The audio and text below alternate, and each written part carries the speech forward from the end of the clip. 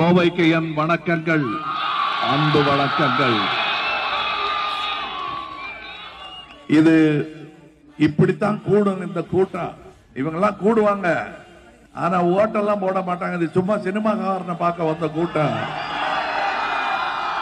அப்படின்னு சொல்றாங்க. அது இல்லை என்று நீங்கள் நிரூபிக்க வேண்டும்.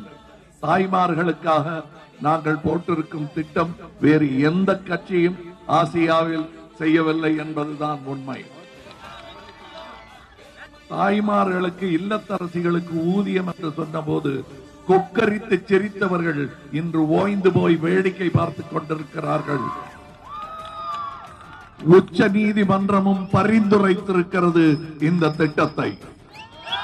வேறு ஒரு வழக்கில் அவர்கள் தீர்ப்பளிக்கும் பொழுது இந்த திட்டத்தை, இது போன்ற ஒரு திட்டம் வந்தாக வேண்டும், இல்லத்தரசிகளுக்கு ஊதியம் என்பது செய்தாக வேண்டிய ஒன்று என்று சொல்லுகிறார்கள்.